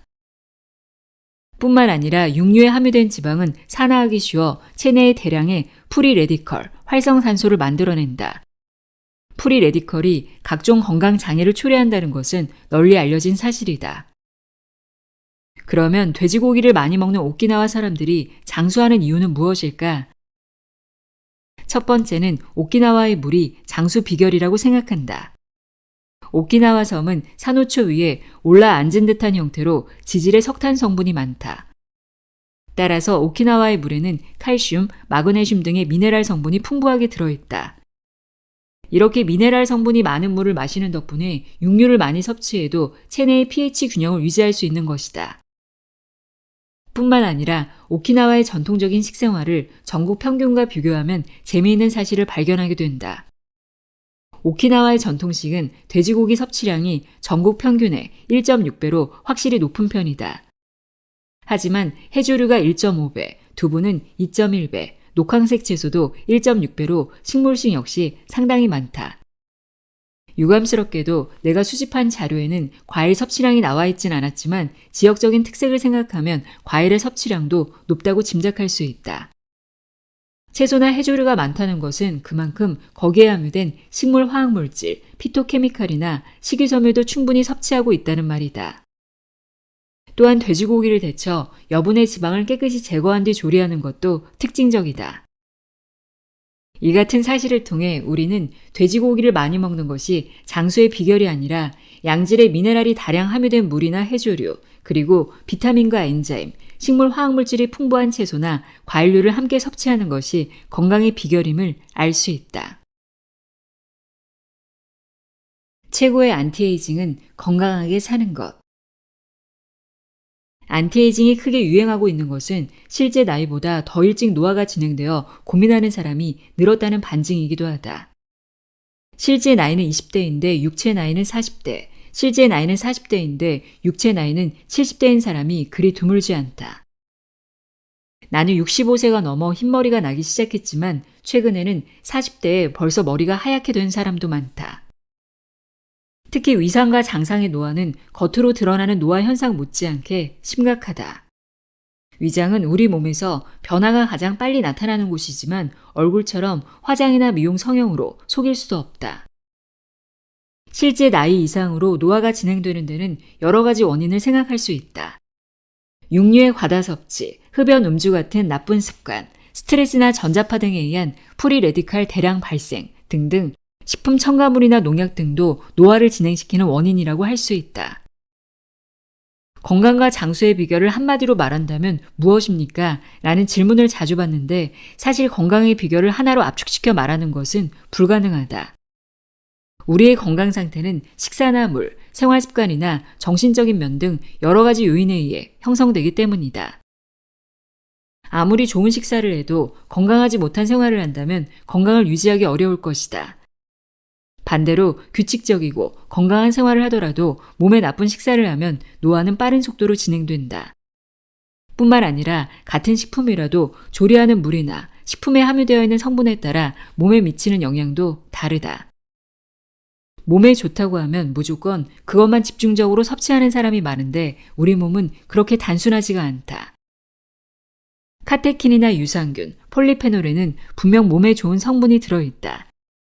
하지만 카테킨이 풍부한 녹차를 너무 많이 마시면 위축성 위염을 거쳐 위암이 되기 쉽고 유산균이 들어있는 요구르트도 계속 마시면 위상이 나빠진다. 한때 레드와인에 함유된 폴리페놀이 몸에 좋다는 말에 레드와인을 매일 벌컥벌컥 마시는 사람들이 있었는데 이 경우 알코올을 분해하기 위해 대량의 엔자임이 소모되므로 폴리페놀을 섭취하는 장점보다 엔자임 소모에 의한 피해가 훨씬 더 크다고 할 수 있다. 또한 적당한 운동은 건강 유지에 반드시 필요한 요소이지만 과격한 운동은 엔자임을 소모하므로 오히려 몸에 독이 된다. 건강 유지를 위해서는 몸을 청결하게 유지할 필요가 있지만 떼수건으로 빡빡 문질러 각층을 없애버리면 피부의 보호막 기능이 손상되어 면역력이 떨어진다. 반복해서 말하지만 우리 몸은 건강에 좋은 어느 한 가지만 먹으면 되는 단순한 구조가 아니다. 아무리 좋은 것도 지나치면 몸 전체의 균형을 무너뜨리는 원인이 될 수 있다. 몸을 건강하게 유지하는 데 필요한 요소가 부족할 때와 마찬가지로 과잉으로 섭취하거나 편식하는 것도 몸에 해가 된다는 점을 잊지 말자. 사람들은 겉모습을 젊고 아름답게 가꾸는 데만 몰두하지만 진정한 아름다움은 건강한 육체에서 자연스럽게 배어나오게 마련이다. 미용 성형이나 잘못된 안티에이징으로 겉모습만 아름답게 바꾼들 몸속이 변하지 않으면 아무 소용이 없다. 건강하게 장수하는 비결은 자연의 섭리를 따른 것 중에서 우리 몸에 좋은 것을 몸의 균형을 생각하면서 적절하게 섭취하는 것이다. 따라서 나는 환자들에게 건강하게 살기 위한 방법으로 7가지 건강법을 균형 있게 실시하도록 권장하고 있다.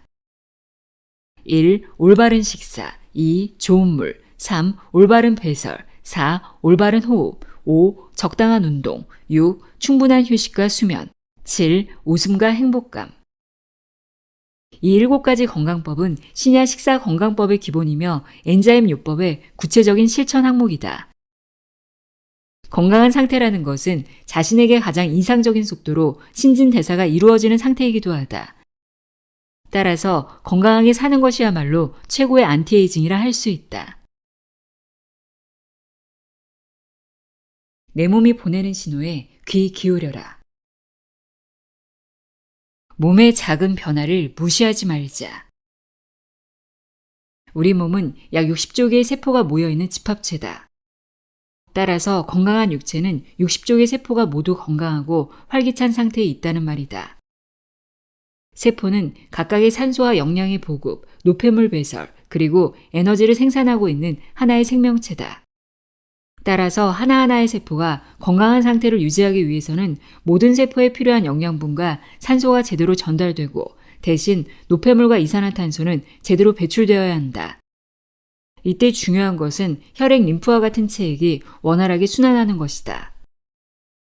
병 안 걸리고 사는 법에서 담배와 술이 최악의 생활습관이라고 강조한 것은 단순히 이들이 폐나 간장과 같은 특정 장기에 문제를 일으키기 때문만이 아니라 우리 몸 전체의 모세혈관을 수축시켜 혈액과 림프의 흐름을 방해하기 때문이다.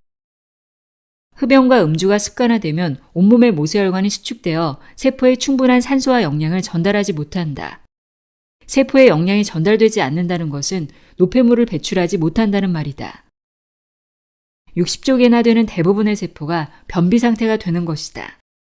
이때 장 속의 정체 대변이 온몸에 악영향을 미치듯이 세포의 변비도 여러 가지 문제를 일으키는 원인이 된다.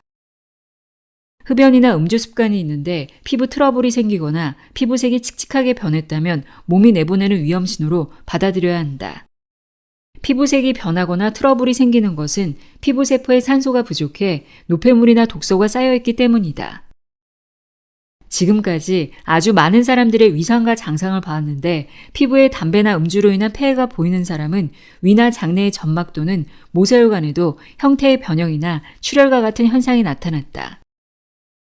온몸을 침범하는 무서운 암도 처음에는 단 하나의 세포 유전자가 변화하는 것에서 시작된다.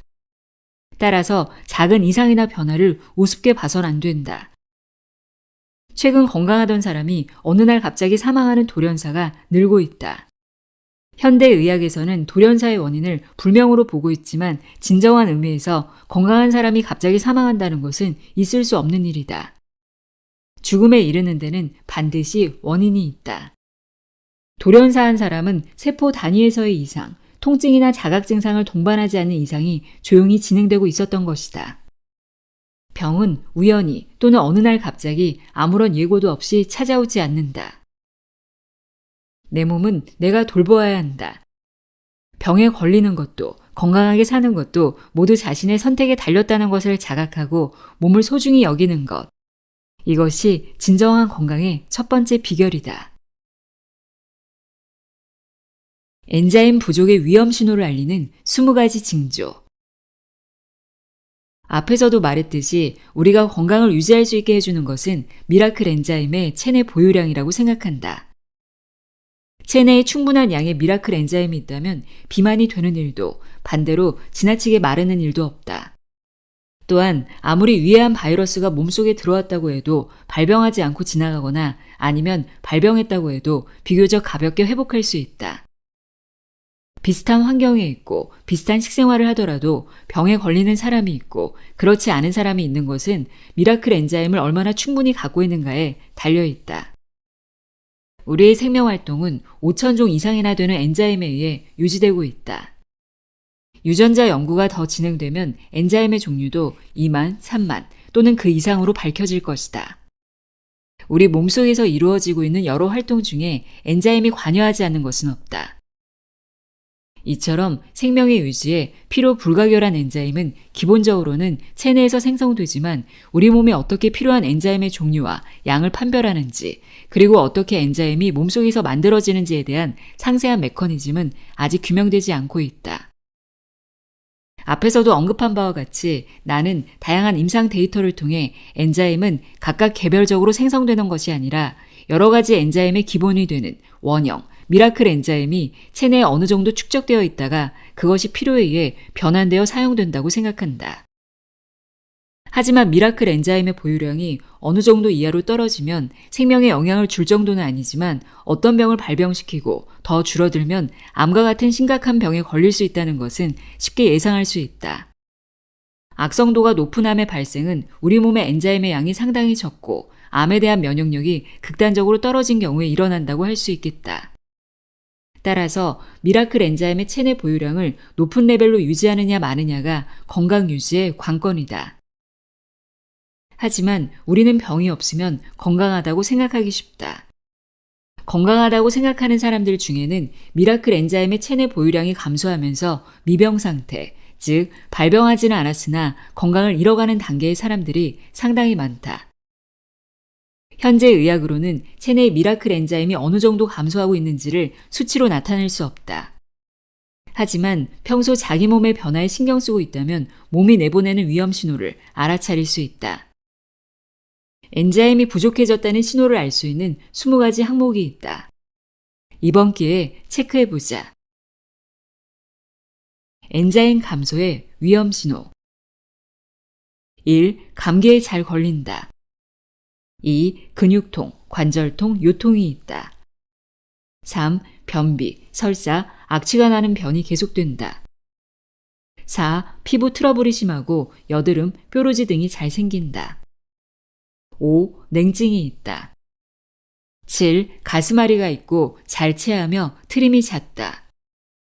8. 눈이 피곤하고 침침하다. 9. 두통, 불면이 있다. 10. 머리카락이 잘 빠지고 가늘어졌다. 11. 기미나 주름이 늘어났다.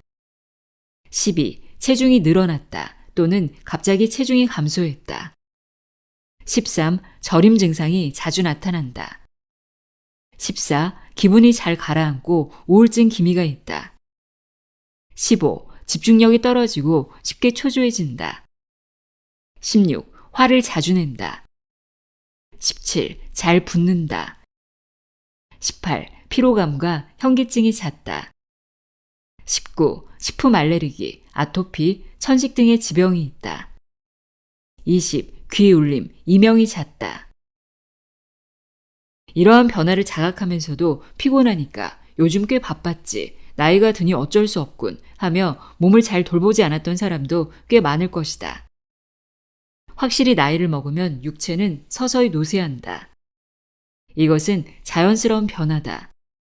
하지만 이러한 변화는 어느 날 불현듯 아, 그러고 보니 라고 느낄 정도로 미묘하게 진행해 간다. 최근 갑자기 요즘 특히와 같은 변화라면 주의할 필요가 있다. 엔자임이 감소하고 있다는 것을 전하기 위해 몸이 내보내는 위험 신호일지도 모르기 때문이다. 자각 증상이 하나라도 있는 사람은 반드시 이번 기회에 엔자임 요법에 기반을 둔 7가지 건강법을 실천해보자. 위험 신호가 사라지고 체력이 되살아나는 것을 확실히 느낄 수 있을 것이다. 5가지 흐름과 7가지 건강법. 장은 영양만이 아니라 면역에 관한 정보의 흡수와 재분배도 담당하고 있다. 즉, 유전자, 엔자임, 미생물 사이에서 이루어지는 트라이앵글 커뮤니케이션이야말로 우리 건강을 책임지는 가장 핵심 부분이다.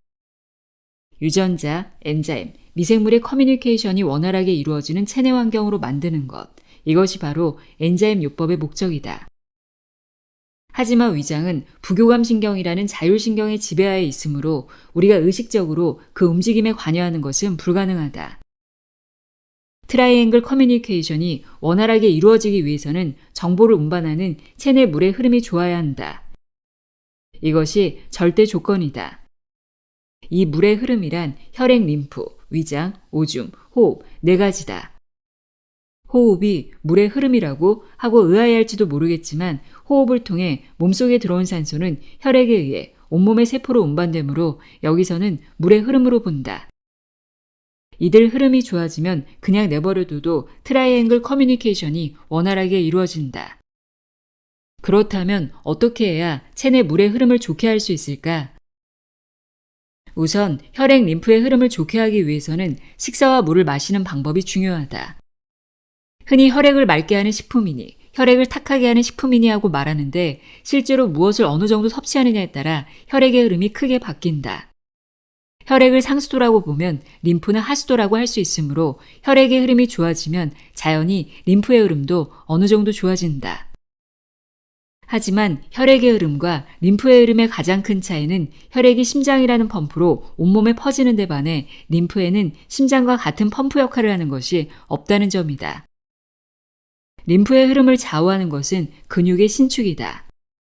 장시간 같은 자세로 있으면 손발이 붓는데 이것은 근육의 신축이 약해 림프가 제대로 흐르지 않기 때문이다. 따라서 림프의 흐름을 좋게 하기 위해서는 적당한 운동을 하는 것이 무척 중요하다. 식사와 함께 혈액, 림프의 흐름을 크게 좌우하는 것은 물의 질, 그리고 섭취량과 섭취 방법이다. 물은 목이 마를 때 마시면 충분하다고 생각하기 쉽지만 그렇지 않다. 목이 마르다는 것은 체내 수분량이 부족하다는 것을 호소하는 긴급 경보이므로 목이 마른 후에 물을 마시면 실은 늦었다고 할 수 있다. 특히 고령자는 체내 수분량이 적어지기 쉬우므로 정해진 시간에 정해진 양의 물을 마시는 등 의식적으로 수분을 섭취해야 한다. 위장의 흐름을 좋게 하기 위해서도 식사와 물은 매우 중요하며 배설도 염두에 두어야 한다. 장은 소화 흡수를 담당하는 기관이면서 동시에 체내의 독소를 끌어모아 대변으로 배출하는 역할도 맡고 있기 때문이다. 대변과 함께 불필요한 것을 배설하는 또 한 가지 흐름이 오줌이다. 수분 섭취와 올바른 식사는 오줌의 흐름을 좋게 한다. 건강한 사람의 오줌량은 하루에 약 1.5리터다. 오줌 외에도 땀이나 대변으로 수분이 배설된다는 것을 감안하면 매일 1.5에서 2리터의 물을 마시는 것이 좋다. 또한 생활이 불규칙한 현대인에게 위장의 원활한 흐름을 위해 꼭 필요한 것이 올바른 호흡과 적절한 휴식 수면이다. 우리의 건강을 책임지고 있는 사령탑은 유전자와 엔자임, 그리고 미생물 사이에 이루어지고 있는 트라이앵글 커뮤니케이션이다.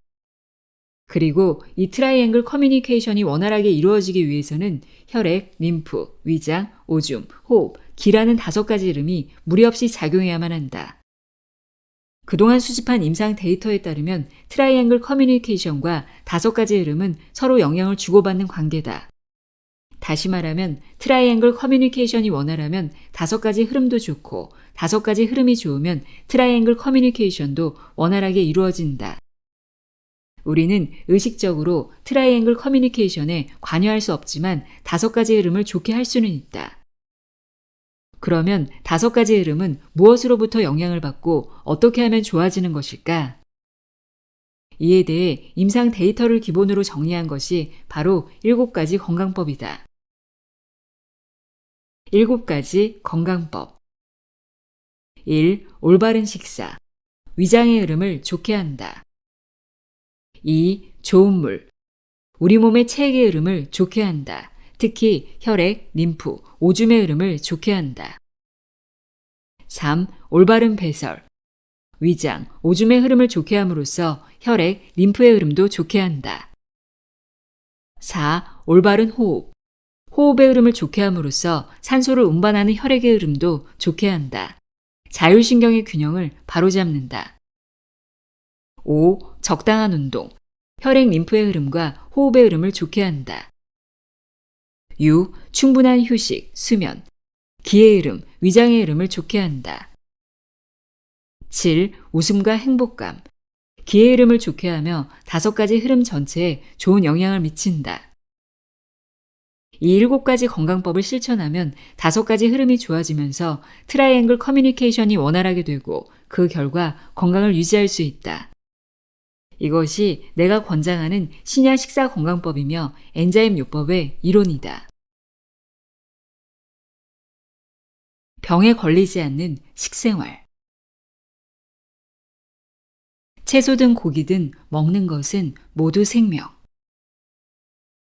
7가지 건강법 중에서도 우리 몸에 가장 큰 영향을 미치는 것은 역시 식사다. 물론 엔자임 요법에서도 올바른 식사를 염두에 두는 것이 건강을 유지하는 기본이다. 올바른 식사란 좋은 식품을 우리 몸에 적합한 형태로 조리한 식사라고 할 수 있다. 우선 좋은 식품에 대해서 이야기해보자. 좋은 식품의 조건은 2가지다. 하나는 자연 그대로일 것, 또 하나는 신선할 것이다. 여기서 내가 강조하고 싶은 점은 생명을 자라게 할 수 있는 것은 생명뿐이라는 것이다. 동물식이든 식물식이든 모두 생명이다. 생물은 다른 생명을 먹음으로써 자신의 생명을 유지한다. 다른 말로 하면 생명이 있는 식품이 아니면 생명을 유지할 수 없다는 것이다. 자연 그대로 식품이 좋다고 말하는 이유는 자연만이 생명을 만들어낼 수 있기 때문이다. 그리고 신선한 식품을 먹으라는 말은 생명이 살아있는 것을 먹으라는 의미다. 우리 인간은 막대한 생명의 집합체다. 우리가 섭취하는 다른 생명체도 마찬가지다. 채소도 육류도 모두 생명의 집합체다.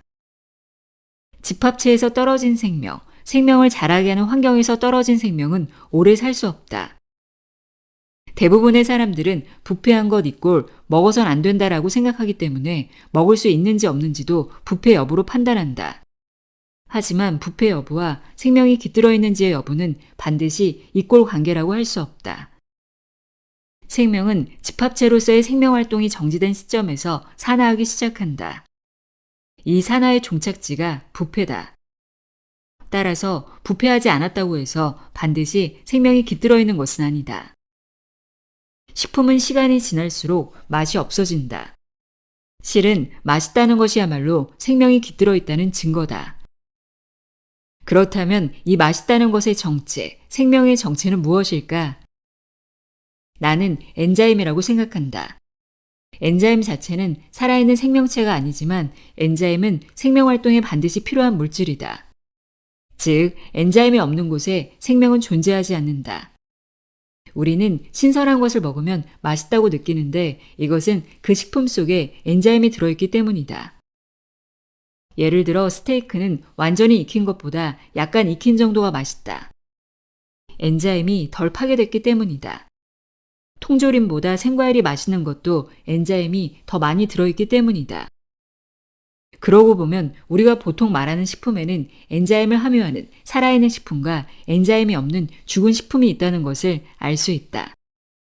신선한 식품일수록 엔자임이 많고 산화가 진행될수록 엔자임이 줄어든다.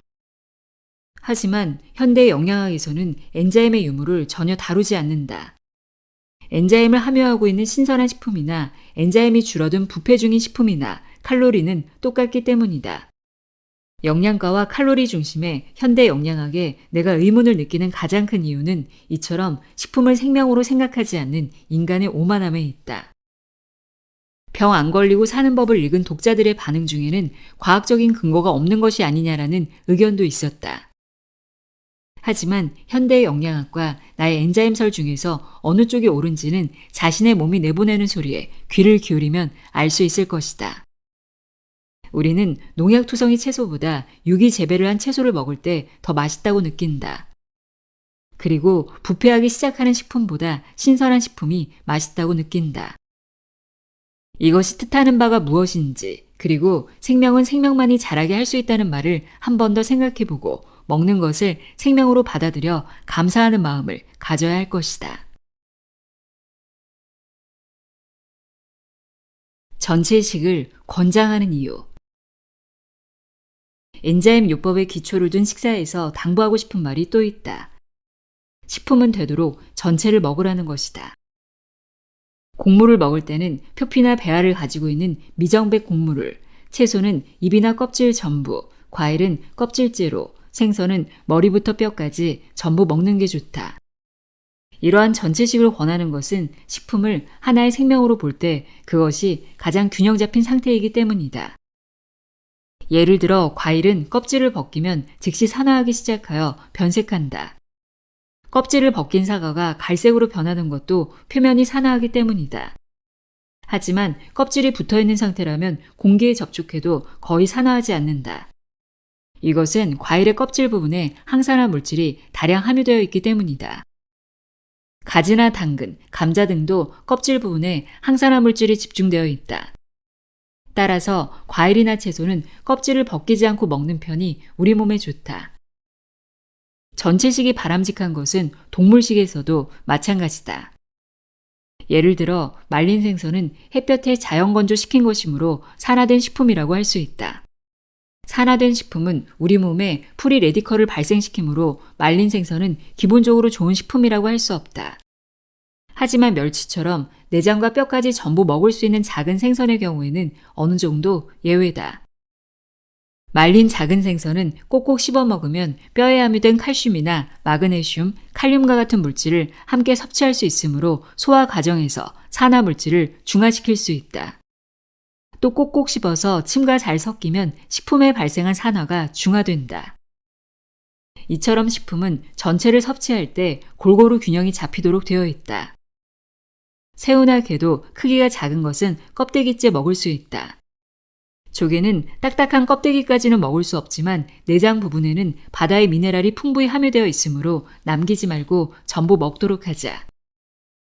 육류의 경우에는 전체식이 불가능하지만 오키나와의 전통식에서는 뼈는 우려내서 스프로 먹는 등 돼지머리에서 발끝까지 모든 부위를 남김없이 요리에 이용한다. 이것은 전체를 한꺼번에 먹는 것은 아니지만 그래도 전체식이라고 할 수 있을 것이다. 오키나와 사람들이 돼지고기를 많이 먹는데도 건강한 것은 어쩌면 전체식에 가까운 식사 방법 때문일지도 모르겠다. 소금은 정말 우리 몸에 나쁜가? 엔자임 요법에서는 채소를 충분히 섭취하는 것은 물론 그래도 부족해지기 쉬운 비타민이나 엔자임은 제철에 질 좋은 과일로 보충하도록 권하고 있다. 또한 부족해지기 쉬운 미네랄 성분은 좋은 소금과 좋은 물로 보충하도록 하고 있다. 소금을 건강의 적으로 인식하고 있는 고혈압 환자들은 이 말에 의아해 할 것이다. 소금은 인간에게 필요한 미네랄이지만 지나치게 섭취하면 고혈압을 초래할 수 있기 때문이다. 하지만 소금에 대한 오해를 풀 필요가 있다. 소금이 고혈압을 유발한다는 것은 정제염, 즉 식염을 섭취한 경우다. 나의 임상 데이터에서는 천일염을 고온에서 구운 환원작용이 있는 소금을 섭취했을 때는 혈압이 상승하지 않는 것으로 나타났다. 해수에서 수분만을 증발시킨 천일염에는 염화나트륨, 마그네슘, 칼슘, 요소 등과 같은 바다의 미네랄이 골고루 들어있다. 하지만 정제염은 해수에서 거의 염화나트륨만을 추출한 것이므로 소금의 99%가 순수한 화학물질인 염화나트륨이다. 정제염이 몸에 나쁜 가장 큰 이유는 염화나트륨 이외의 미량의 미네랄 성분이 전부 날아가 버렸기 때문이다. 어차피 적은 양이니 별 도움이 안 될 것이라는 인간의 교만함을 느낄 수 있는 부분이다. 자연은 완전하다. 자연 상태의 성분은 어딘가에 쓰임새가 있기 때문에 존재하는 것이다. 절임을 만들어 본 사람은 알겠지만 일반적으로 절임에는 조염이 쓰인다. 조염은 알갱이가 거친 정제되지 않은 소금, 흔히 굵은 소금이라고 한다. 식염으로는 맛있는 절임을 만들 수 없기 때문이다. 식염을 썼을 때 제맛이 나지 않는 이유는 식염에는 소금의 끈적거림을 방지하기 위해 염기성 탄산 마그네슘이 첨가되어 있어 유산균이 제대로 활동할 수 없기 때문이다. 우리 몸에 유익한 유산균이 살 수 없는 소금이 몸에 좋을 리가 없다. 따라서 지금 부엌에 식염이 있다면 당장 버리고 자연의 미네랄이 그대로 살아있는 천일염을 사용하자. 바슬바슬한 식감의 소금을 좋아하는 사람은 한국의 구운 소금이나 오키나와 소금 등 환원력이 높은 구운 소금을 사용해보자. 자연염인 천일염을 높은 온도에서 제대로 구워 만든 소금은 우리 몸에 아주 좋다. 동물식을 섭취할 때의 비결. 동물식도 전체 식사량의 10에서 15%로 유지한다면 별 문제가 없다. 15%가 어느 정도인지 잘 모르겠다는 사람은 하루에 약 100g 정도라고 생각하면 될 것이다. 그렇다고 해도 역시 들어있는 지방분의 성질을 생각하면 쇠고기, 돼지고기, 닭고기 등의 육류보다는 어패류로 섭취하는 편이 좋다. 체온이 사람보다 높은 동물을 먹은 직후 혈액을 현미경으로 살펴보면 대여섯 시간에서 12시간 정도 적혈구가 굳어있는 경우가 있다. 따라서 고혈압, 고지혈증, 당뇨병, 비만이 있는 사람은 육류 대신 어패류를 섭취하는 것이 좋다. 또한 어패류는 육류보다 전체식을 하기가 쉽다는 장점이 있다. 작은 생선이나 새우는 칼슘 등의 미네랄이 풍부하게 함유된 아주 좋은 식품이다. 특히 성장기 어린이나 임산부는 아무래도 칼슘이 부족하기 쉬우므로 매일 1, 2회씩 적극적으로 섭취하도록 하자. 해조류도 매일 먹는 것이 좋다. 생선 가시를 싫어하는 아이들도 멸치나 뱅어와 같은 작은 생선이라면 무리 없이 먹을 수 있다. 건어물과 같이 건조 과정에서 산화가 일어나는 식품이라도 전체식으로 먹으면 식품이 가지고 있는 칼슘이 중화해 주므로 활성산소의 발생을 억제할 수 있다. 가다랑어나 참치와 같은 붉은살 생선은 철분이 풍부하므로 몸에 좋은 반면 아주 쉽게 산화되므로 조리할 때 신경을 써야 한다. 우선 참치나 가다랑어는 되도록 큼직한 조각을 사서 회로 먹을 경우에는 먹기 직전에 자르도록 한다. 먹기 좋은 크기로 잘라서 팔기도 하지만 이 경우 공기에 접촉하는 시간이 길어지므로 그만큼 산화하기도 쉽다. 자를 때는 조금 아깝기는 하지만 공기에 접촉한 부분을 잘라내면 더욱 안전한 식품이 된다. 오징어나 문어는 콜레스테롤이 많다는 이유로 꺼리는 사람도 있지만 이것도 잘못된 상식이다. 오징어나 문어에는 스테롤이라는 성분이 풍부하게 함유되어 있는데 흔히 말하는 나쁜 콜레스테롤과는 전혀 다른 것이다. 몸에 나쁘기는커녕 오징어, 문어, 게, 새우, 조개에 많이 함유되어 있는 타우린이라는 아미노산은 콜레스테롤 수치를 떨어뜨리는 좋은 성분이다. 단 오징어나 문어는 질겨서 씹기가 힘들기 때문에 잘게 썰어서 조리하고 반드시 꼭꼭 씹어 먹도록 한다. 그 밖에 청어도 DHA나 EPA와 같은 불포화 지방산이 풍부한 좋은 식품이다.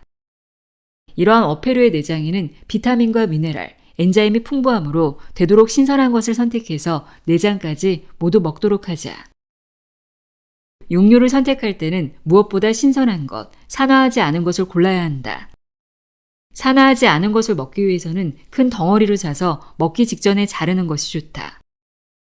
집에서 고기를 자르는 것이 힘들다면 직접 눈앞에서 잘라주는 것을 구입하고 그날 안에 먹도록 한다. 육류를 선택할 때 어떻게 사육되었는가 하는 점도 중요하다. 그리고 그 기준이 되는 것 중 하나가 가격이다. 그렇다고 무조건 최고급, 최고가를 선택하라는 말은 아니다. 하지만 예를 들어 쇠고기 값이 너무 싸다면 방부제나 발색제가 사용되었을 가능성이 높으므로 피하는 편이 좋다. 생활 습관을 관리해야 건강이 보인다. 입으로 하는 호흡은 병으로 가는 지름길. 복식 호흡을 할 때는 반드시 코로 호흡해야 한다. 그런데 최근 들어 입으로 호흡하는 사람이 상당히 늘어나고 있다.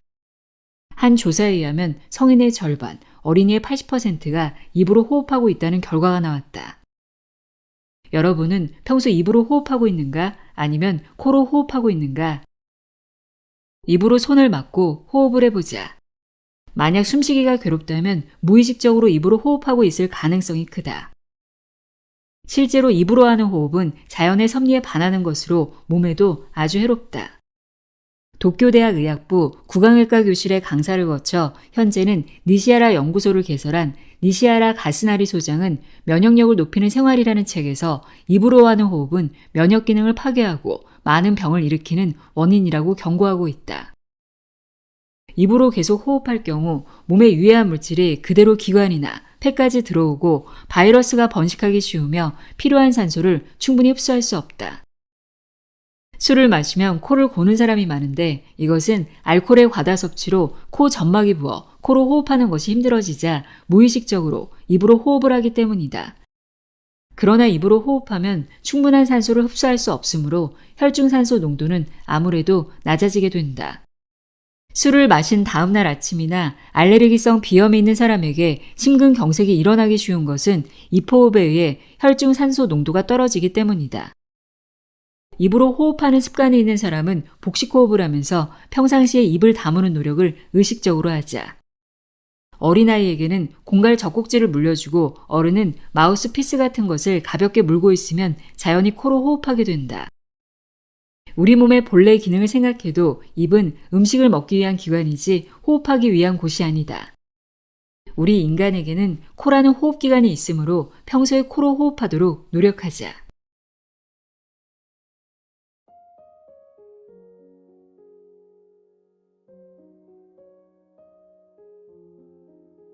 신야이로미의 병 안 걸리고 사는 법 읽어드렸습니다.